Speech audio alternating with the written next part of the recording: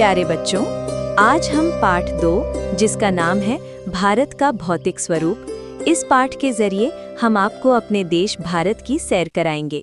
आशा है आप सब तैयार होंगे। तो पेटी बांध लीजिए। हम आपको हिमालय पर्वत, इसकी नदियाँ, दक्कन का पठार, कन्याकुमारी, लक्षद्वीप और अंडमान निकोबार द्वीप समूह के वीरान द्वीप बैरन लैंड की सैर को चल रहे हैं। तो चलते हैं आज की रोमांचकारी यात्रा पर। तो सबसे पहले चलते हैं देश की उत्तर दिशा में। यहाँ है विश्व का सबसे युवा पर्वत जिसका नाम है हिमालय पर्वत। हिमालय शब्द का अर्थ है हिम जमा आलय, यानी कि हिम का घर। ये पर्वत, यहाँ की चोटियाँ पूरे साल बर्फ से ढकी रहती हैं। ये भारत के पूर्वी राज्यों से लेकर उत्तर में लद्दाख तक विशाल क्षेत्रफल में फैला हुआ है। इसकी कुल लंबाई 2400 किलोमीटर है। इसकी मुख्य चोटियाँ या यूं कहें शिखर है कंचनजंगा, कैलाश, मकालू, धौलागिरी, अन्नपूर्णा, नंगा पर्वत, नंदा देवी और हाँ, विश्व की सबसे ऊंची चोटी माउंट एवरेस्ट, जिसकी ऊंचाई है 8848 मीटर, भी हिमालय पर्वत पर ही स्थित है। इस विशाल पर्वत से रावी, सतलुज, झेलम, चिनाब, व्यास, गंगा, यमुना, घाघरा, कोसी, ब्रह्मपुत्र जैसी सदा नीरा नदियां निकलती हैं, जो समूचे उत्तर भारत के विशाल मैदान को तो सींचती ही हैं, साथ में पाकिस्तान के भी विशाल क्षेत्रफल को भी सींचती हैं। ये नदियां पूरे देश में कई दोआबा क्षेत्रों का निर्माण करती है। दोआबा क्षेत्र अर्थात दो नदियों के बीच की भूमि को दोआबा कहते हैं। इस तरह से बनी भूमि बहुत अधिक उपजाऊ होती है, जैसे गंगा जमुना का क्षेत्र, गंगा ब्रह्मपुत्र का क्षेत्र। इसके अलावा 5 जमा आब अर्थात पंजाब, 5 नदियों की भूमि को पंजाब कहते हैं। प्यारे बच्चों, हिमालय पर्वत की सबसे निचली श्रेणी को शिवालिक श्रेणी कहते हैं। इसमें हमें लंबवत घाटियां देखने को मिलती हैं। इन लंबवत घाटियों को यानी खड़ी घाटियों को दून कहते हैं, जैसे देहरादून, पाटली दून, कोटली दून। उत्तरी मैदान। इस मैदान को सरलता से समझने के लिए हम इसे 3 भागों में बांटते हैं। नंबर 1, उत्तरी मैदान का पश्चिमी भाग। नंबर 2, उत्तरी मैदान। नंबर 3, ब्रह्मपुत्र का मैदान। आइए अब समझते हैं। नंबर 1, उत्तर पश्चिम का मैदान। बच्चों, इसे पंजाब का मैदान भी कहते हैं। सिंधु तथा इसकी सहायक नदियों द्वारा बनाए गए मैदान को पंजाब का मैदान कहते हैं। इसका अधिकांश हिस्सा पाकिस्तान में है तथा सबसे अधिक दोआबा क्षेत्र इसी क्षेत्र में पाए जाते हैं। नंबर 2, गंगा का मैदान। हरियाणा, दिल्ली, उत्तर प्रदेश, बिहार, झारखंड तथा पश्चिम बंगाल तक फैले इस विशाल मैदान को गंगा का मैदान कहते हैं। इसमें गंगा, गंडक, घाघरा, कोसी आदि नदियां बहती हैं। इस मैदान का उत्तरी भाग घने जंगलों, जंगली जीव जंतुओं से भरा पड़ा है। इसी क्षेत्र में अनेकों राष्ट्रीय पार्क बनाए गए हैं, जैसे नंबर 1, दुधवा राष्ट्रीय park, number 2, Rajaji national park, number 3, Jim Corbett national park. ये सभी नेशनल पार्क खतरनाक जंगली जीव जंतुओं, जानवरों से भरे पड़े हैं और पर्यटन के लिए विश्व भर में प्रसिद्ध हैं। भारत का उत्तरी मैदान सबसे विशालतम पुराने जलोढ़ से बना हुआ है। इस भाग को बांगर कहते हैं। इस क्षेत्र की मृदा में चूनेदार निक्षेप पाए जाते हैं, जिसे स्थानीय भाषा में कंकड़ आदि कहते हैं। मुख्य राज्य हरियाणा, पंजाब, उत्तर प्रदेश के दक्षिण पश्चिम भाग और राजस्थान में ये मृदा पाई जाती है।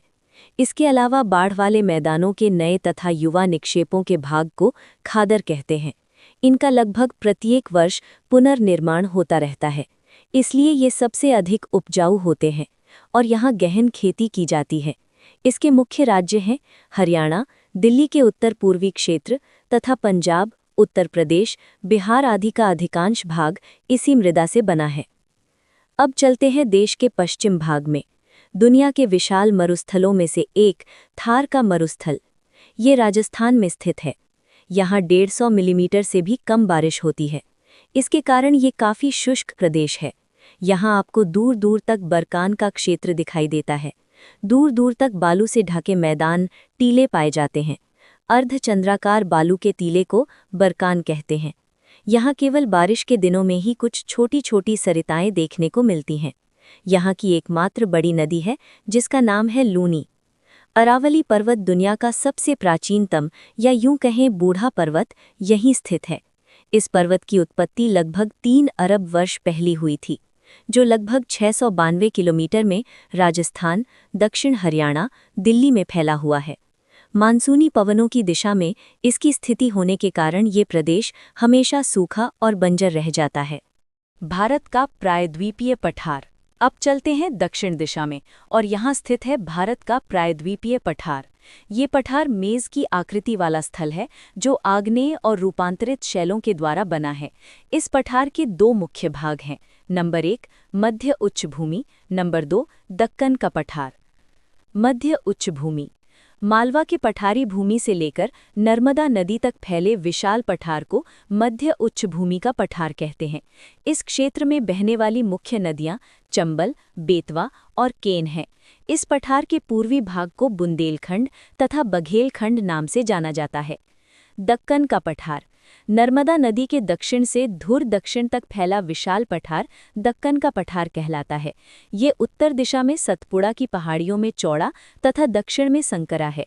इसके पूर्व में महादेव, कैमूर और मैकाले की पहाड़ियां स्थित हैं। इस पठार का एक भाग उत्तर पूर्व में भी देखा जा सकता है, जिसे मेघालय या कार्बी एंगलोंग पठार नाम से भी जाना जाता है। कालांतर में ये छोटा नागपुर का पठार, जो कि बिहार में स्थित है, से अलग हो गया था। यही मेघालय के मौसिनराम में दुनिया की सबसे अधिक बारिश होती है।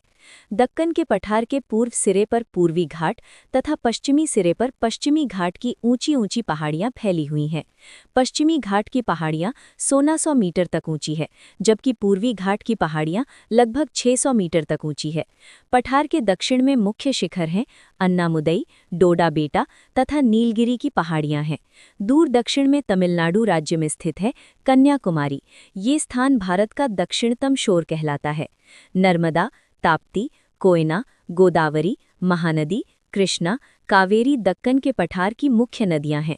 यहाँ बड़े पैमाने पर काली मृदा पाई जाती है, जिसे रेगड़ मिट्टी भी कहा जाता है, जो कपास की फसल के लिए बहुत अच्छी मानी जाती है। पूर्वी घाट में उड़ीसा राज्य में भारत की सबसे बड़ी खारे पानी की झील है, जैसा कि आप इस मैप में देख सकते हैं, चिल्का झील।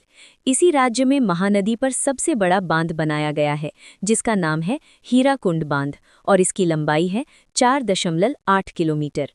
द्वीप समूह भारत के धूर दक्षिण में स्थित शिक्षा में सबसे अग्रणी राज्य केरल, और इसी केरल के मालाबार तट से लगभग 250 किलोमीटर दूर अरब सागर में स्थित है लक्षद्वीप समूह।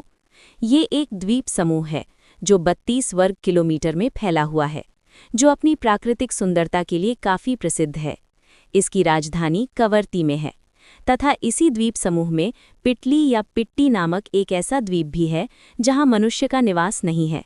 सरकार के द्वारा यहां एक पक्षी अभयारण्य को विकसित किया गया है।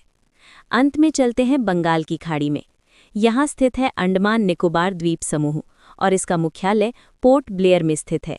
ये द्वीप समूह 2 भागों में बटा हुआ है, उत्तर में अंडमान और दक्षिण में निकोबार। निकोबार द्वीप समूह के एक द्वीप बैरन लैंड में भारत का एकमात्र सक्रिय ज्वालामुखी है, जिससे लगातार लावा निकलता रहता है। भारत की सामरिक और सुरक्षा दृष्टि से अंडमान निकोबार द्वीप समूह का बहुत ही महत्वपूर्ण स्थान है।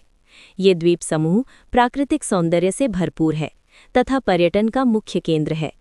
तो प्यारे बच्चों, इस तरह से हमने पूरे भारत के भौतिक मानचित्र का अवलोकन किया, समझा और जाना।